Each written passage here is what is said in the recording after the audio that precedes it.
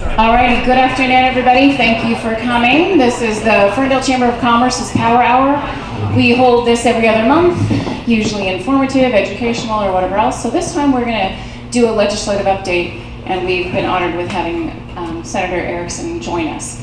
So I'm going to give you his great bio so you know what his ability to stand up here and talk intelligently is, because he's definitely Ferndale. Okay, so born and raised in Whatcom County, Doug Ericksen has been bringing hometown values and solutions to Olympia since 1998. After serving 6 terms in the House, he was elected to Senate in 2010. Senator Ericksen represents Whatcom County's 42nd district from Bellingham to the Canadian border. Senator Ericksen is ranking minority member in the Senate Energy, Environment, and Technology Committee. He also serves on the Higher Education and Workforce Development Committee. His legislative priorities include providing solutions to keep energy prices low, create jobs, and enhance our quality of life. Doug received a bachelor's degree from Cornell University and a master's from Western Washington University. He and his wife, Tasha, a high school teacher, are raising their 2 daughters here in Ferndale. Doug, the floor is all yours. Welcome.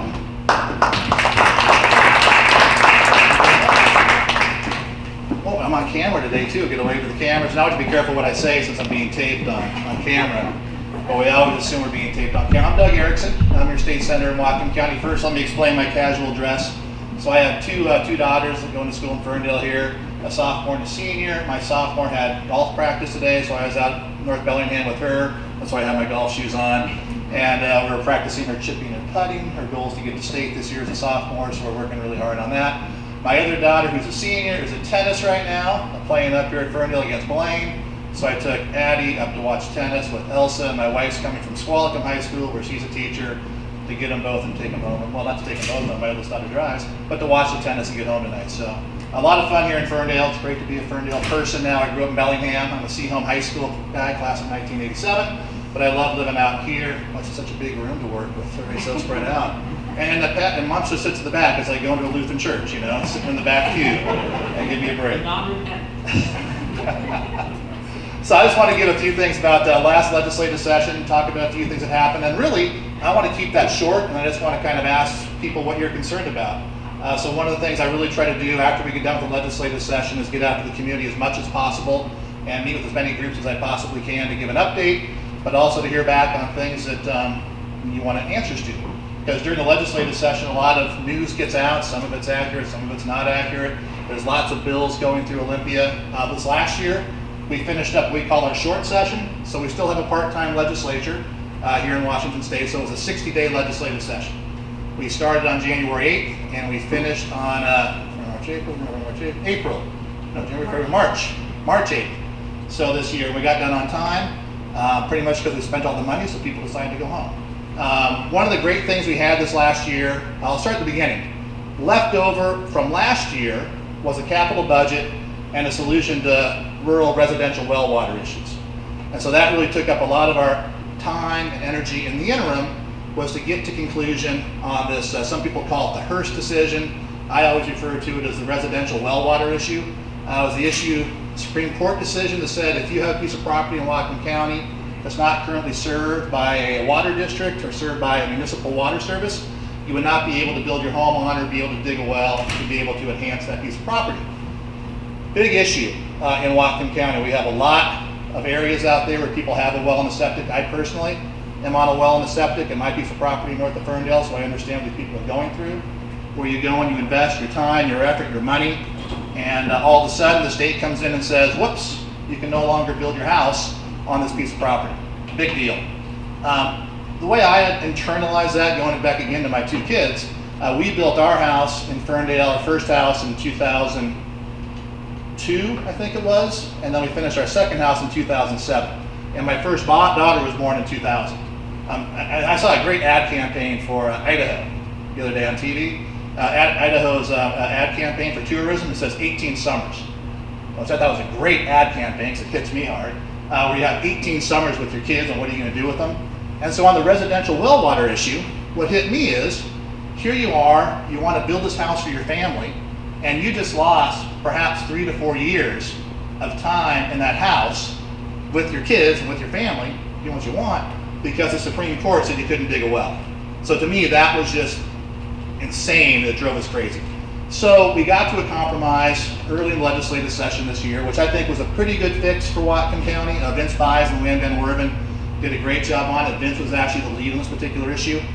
And where we ended up on it was, everybody can go out and dig a well right now, and we're going through a process to make sure that we are setting certain limits. Whatcom County, we went from having a 5,000 gallon per day limit to having a 3,000 gallon per day limit, but the 3,000 gallon per day limit is now averaged on a yearly basis. So if you use less water in the winter, you can use more water in the summer based upon your total usage. So it's averaged throughout the entire year.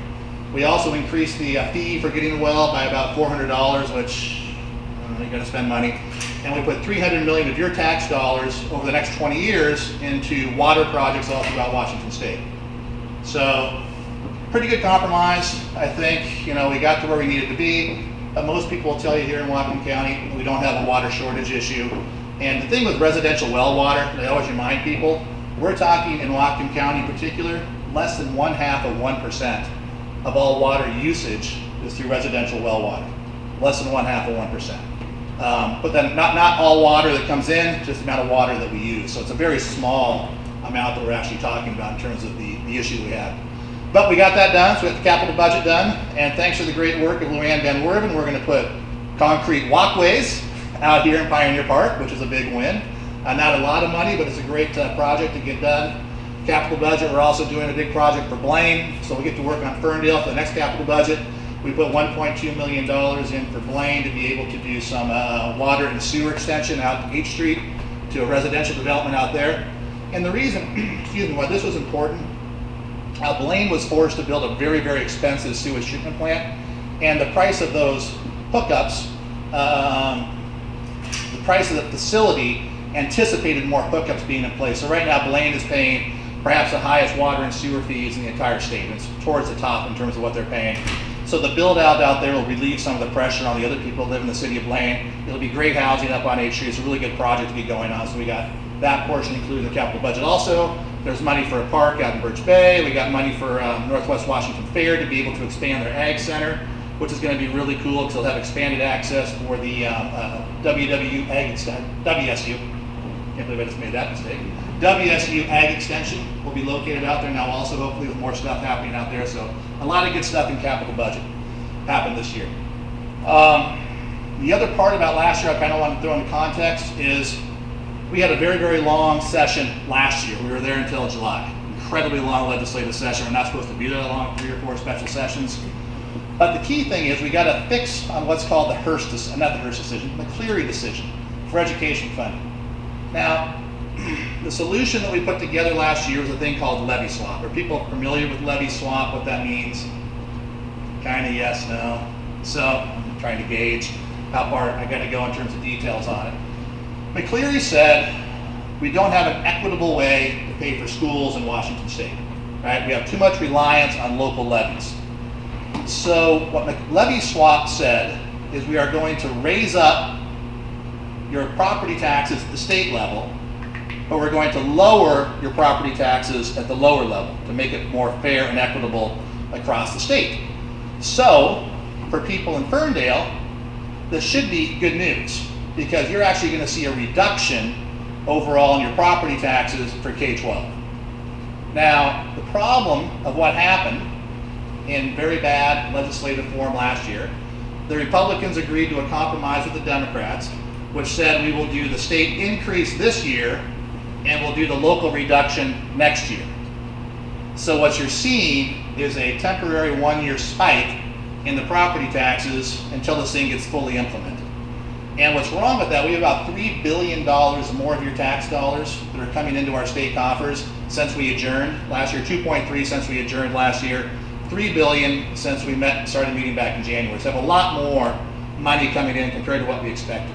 And the way we do our budget at the state level, we have what's called the State Revenue Forecast Council, and they project how much money we anticipate coming in. So they keep increasing the expectations of what's coming in. So we tried really hard this last year to get $1 billion of tax relief that you would see this year on your property tax bills. Unfortunately, Republicans went to the minority in the Senate, so we weren't able to get that passed because the Democrats didn't want to do that. So what they are offering up instead is about $390 million of property tax relief which will occur not in 2018, but in theory will happen in 2019. So levy swap, is it a good idea? Is it a bad idea? I'm not a big fan. If we had implemented it properly, everybody in Whatcom County would have seen tax relief. And you will see tax relief next year, but you will see a spike in your property taxes this year. So that's the only way I can explain it, because we weren't able to come to agreement to fix it in this upcoming year. But in theory, we're also done with the McCleary decision now, forever in Washington State. Education is funded fully, and we'll keep on this path going forward. One of the things we've been doing for the past 7 years in Olympia, which is different than what happened in the prior 20 compared to that, is that we made education a priority. And so as we grew government, 3/4 of every new dollar that we spent went into education. Prior to that, prior 20 years before that, 3/4 of every dollar went into non-education spending. Of every 3/4 of every new dollar we spent went to other things besides funding K-12 and higher education. So that got us out of whack in terms of the government growing, but it wasn't growing in the area people said they're concerned about the most, which is education. So we flipped that on its head and started making education the priority again in Washington State. So going forward, hopefully we'll maintain that balance and continue to make investments in K-12 while at the same time trying to control the growth of government.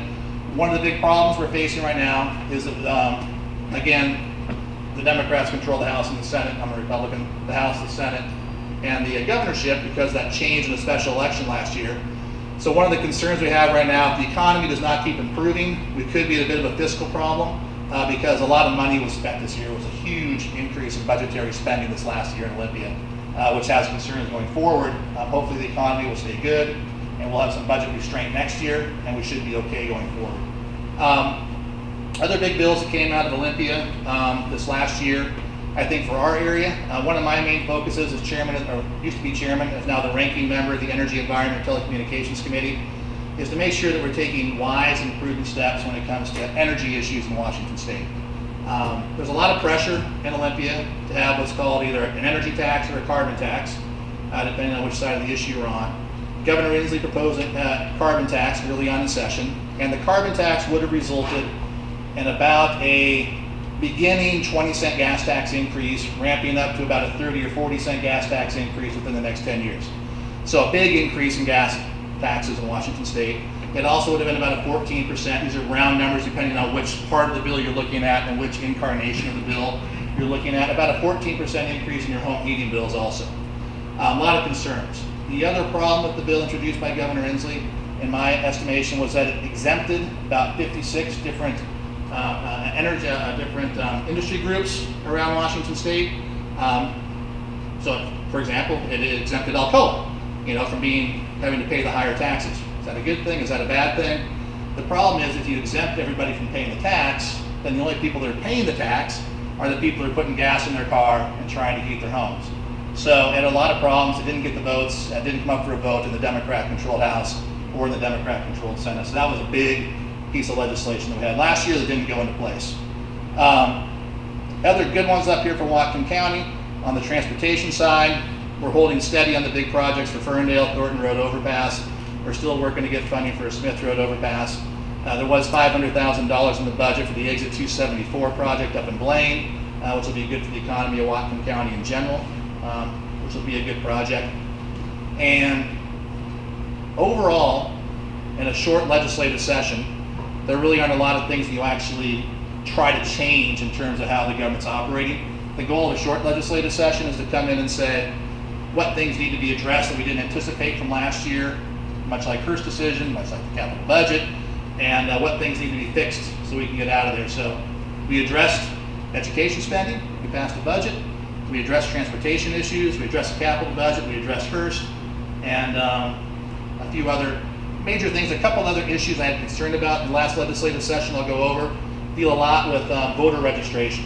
There was a big push nationwide to do two things. One thing's called same-day registration for voting, which means if you're not registered in Whatcom County to vote, you can show up at the county courthouse on the day of the election and register and vote. I have major concerns about that for voter integrity issues. I'm concerned about our county courthouses having the ability to staff and to fund it. It's an unfunded mandate in our local governments, and it also creates more opportunity for fraud and abuse of the system, I believe. The other one was this issue about pre-registration for voting in Washington State. And it says that 16 and 17-year-olds can now pre-register to vote. And our high schools have to have a day when they go through and do voter registration for all the 16 and 17-year-olds. Good thing, bad thing? Good idea. You like it? Yeah. The issue is, in a vote by mail state in particular, it costs a lot of money to go out and do this. It takes time out of the school day. A lot of the people who are registered to vote are getting a ballot sent to an address that they may or may not still be at.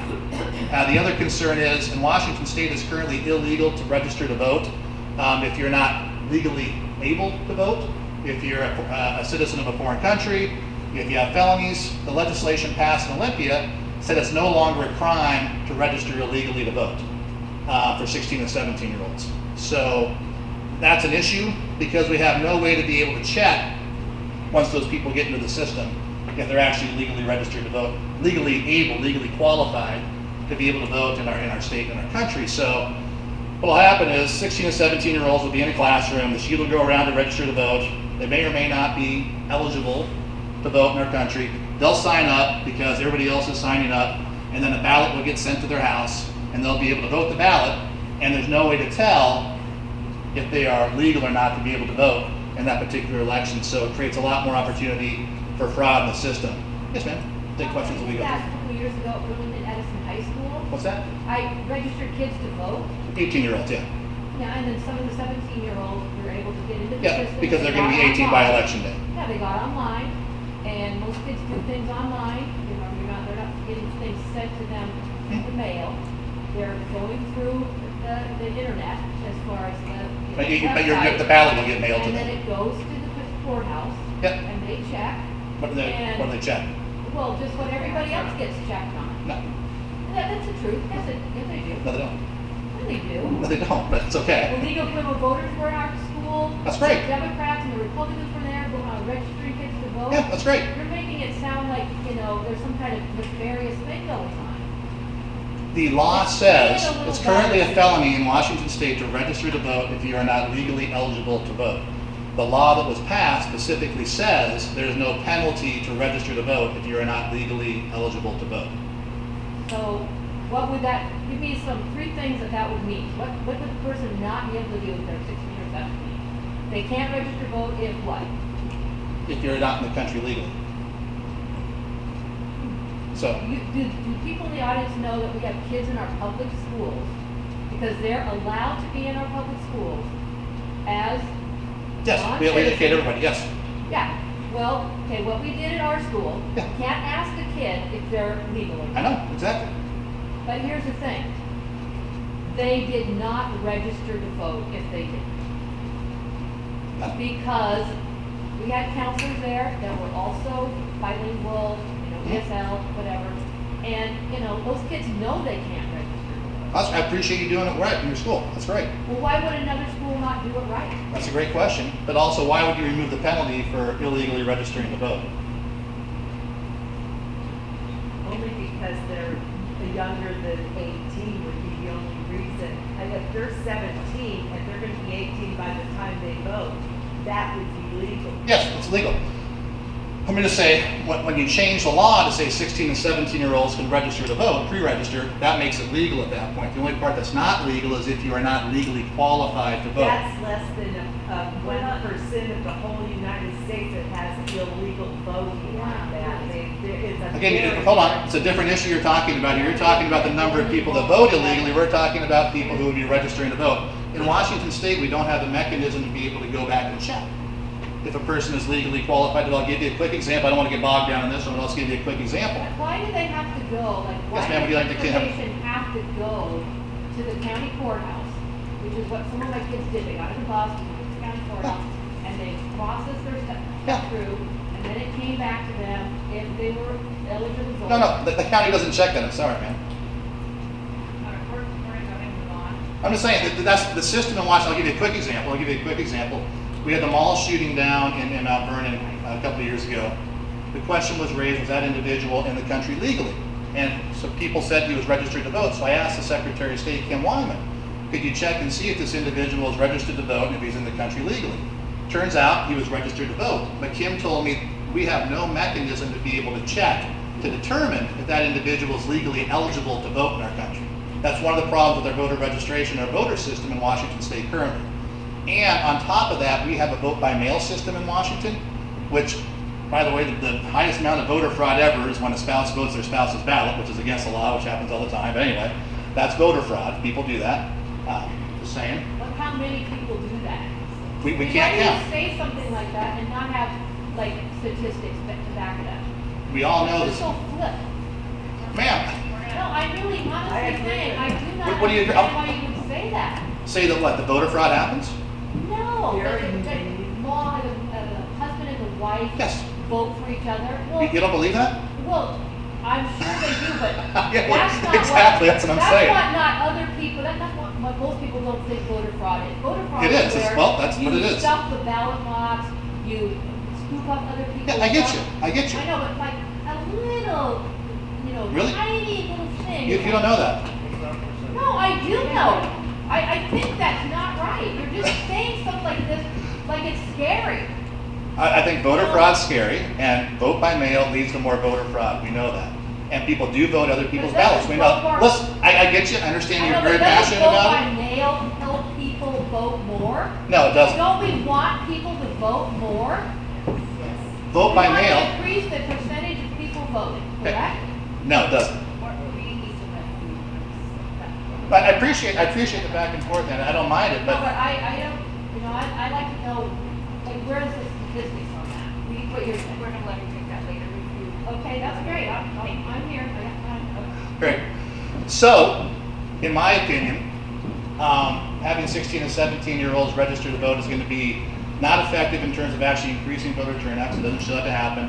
It also is an unfunded mandate on the local governments. And vote by mail, which we have in Washington State, it leads to an increased cost of ballots being mailed out to people that may or may not still be at the address. So that was an interesting piece of legislation that passed this last year. So it was part of an ongoing thing with regards to the issue of vote by mail, pre-registration, same-day registration, and also an issue that talks about voting districts, whether you have to go district by district, district only in a particular voting area, or if you have it large. And that piece of legislation was also very troubling, because what that allows to happen is for outside groups, oftentimes funded by out-of-state organizations, to come in with a redistricting map into a certain area, offer that up to the county or the city, and say, if you don't accept it, we're going to sue you. And that's a very troubling piece of legislation. You can check out also in terms of the impacts it could have in terms of local governments being able to determine what they want to be able to do locally. So the good news out of the last legislative session was that we were done on time. The good news is we fixed the Hearst decision. We passed a capital budget that I think was good for Whatcom County. We were able to prevent a lot of the massive tax increases that were being offered last year that would have a big negative impact on us. We were able to put down a lot of the legislation that would have been negative towards Cherry Point Industries, our manufacturing job base here in Washington State, which I think was incredibly important for the local economy. We're able to make sure that we protected our agricultural communities here in Whatcom County also, to make sure that the laws that were passed didn't have a detrimental impact on them. We got big challenges coming into next year on a water law. Will again be a huge issue next year. Manufacturing jobs again will be a big one. And I guess one of the great frustrations from this last legislative session, let's end with this, and then we can talk about whatever you folks, I can answer as many questions as you'd like, was this issue last year on the final day of the legislative session, or the waning days of the legislative session. We cut a deal with the governor with regards to lowering the B&O manufacturing rates for all manufacturers in Washington State to the Boeing rate.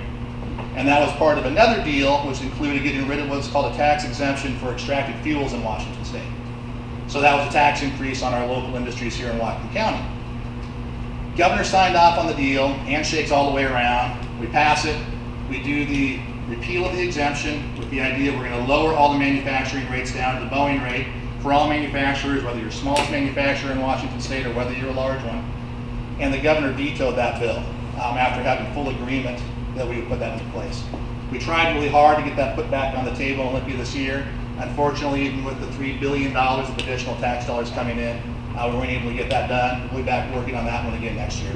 So I think one of the most important things that we can do as a legislature is making sure that we are creating an environment for quality manufacturing jobs to to succeed here in Washington State.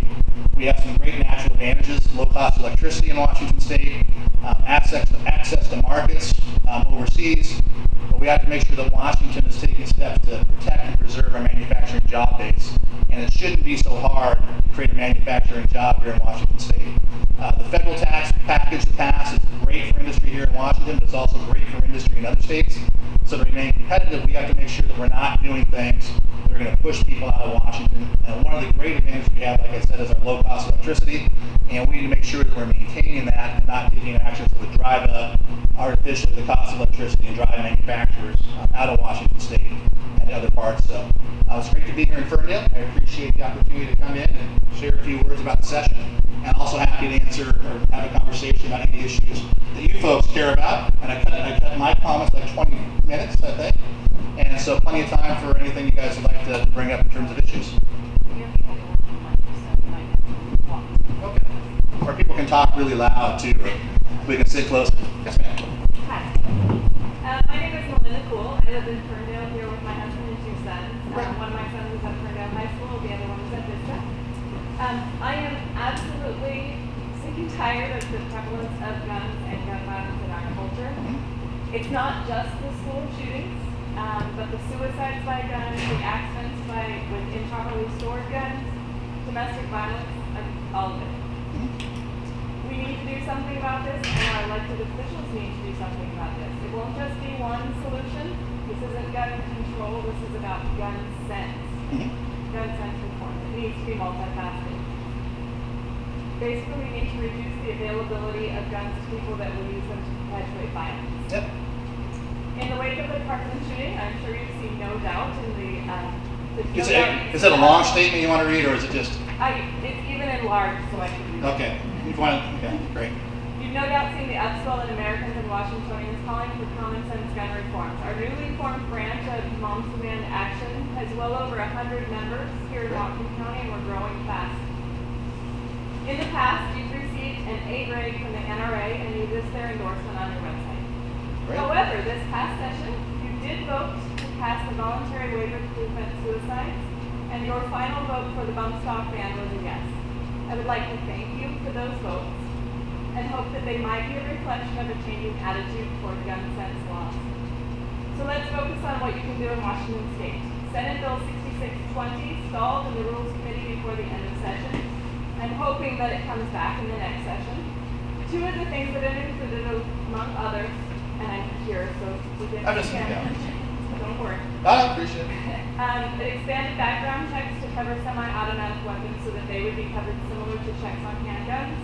And the other thing was it raised the age from 18 to 21 for purchase of those same weapons, similar to handgun age restrictions. So you're up for re-election in November.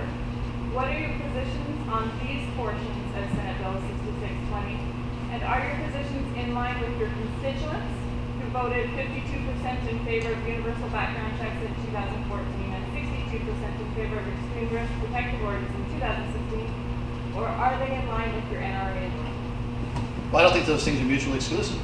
You know, we have a constitutional right in our country to own guns, and I appreciate that, and I respect our Constitution. We have a constitutional right in Washington State. You know, to be able to, I appreciate what you're saying about we want to minimize gun violence. We'd like to end gun violence, obviously. We'd like to keep guns out of the hands of dangerous people. Completely in agreement with you on those particular things.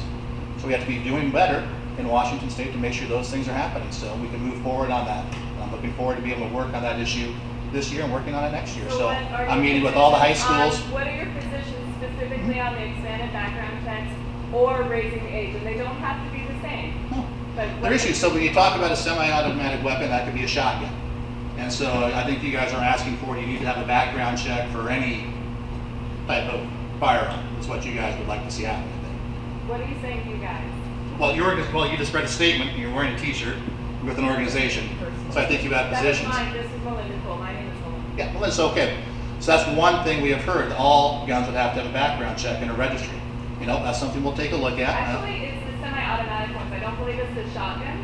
You see, that's where you have to be very careful when you're talking about guns, because they're It's the semi. ones that reload and you don't have to go. Yeah, and that's what I'm trying to get at. There are semi-automatic shotguns also. Yes. There are lots of semi-automatic weapons out there. So you say anything in that category, you would like to say, even though it's a shotgun, you would like to have a background check for that.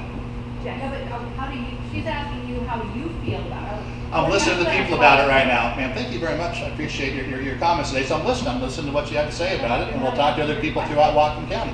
No, that's because we're going to take a look at it going forward. Now, if you go back and look at the, what? You have no position No, in it. we're taking a look at the issue. We're going to take a look at it. But right now, I think if you go back and look at the statistics with regards to crimes that are actually committed, those between the age of 18 and 20 who purchase these guns, you're going to see that that percentage is very, very small in terms of where crimes are committed. And the people that do commit those crimes who are in that age group are getting those guns from somebody else and not necessarily going out to purchase those guns. What you need to have work better is the system that we currently have in place on the background checks. And if you go to the parking situation, what you see down there is where we have laws in place, but the laws were not effectively followed. This person should have been on the list. He shouldn't have been allowed back into school. I don't think did he purchase the gun himself or he got it from somebody else? He purchased it. He should have been on a list saying you cannot buy because of the issues that have been brought up about him. So I believe that the Florida legislature did pass a law that would have gotten him on the list. They didn't have the laws before. no, they did. No, I believe if you go back and take a look at it, he should not have been able to purchase a weapon based upon the things that happened in terms of the things that have been brought up about him earlier. So there's lots of things that we can look at to make the laws work better, but we have to put all these information into the system. One of the examples are many states don't fully fill the database with regards to crimes that would get you on the list not to be able to purchase a gun. So that needs to happen. So states need to step up and put people into that database of people who should not be eligible to be able to purchase a firearm. So Does Washington State have that already? I believe that we do it in Washington So State. let's talk about the things that How- Washington this State really doesn't quick. have though. I'm talking about what we can do in Washington Yeah. State. We've already done that. And we're going to take a look at those things. Yes, ma'am, we're going to take a look at those things going forward. These things. Yes, we're going to take, but I'm asking you, I'm not asking you, but I'm raising the point saying, you're talking about a certain situation of 18 to 20 to be able to rate to say you have to get That's within the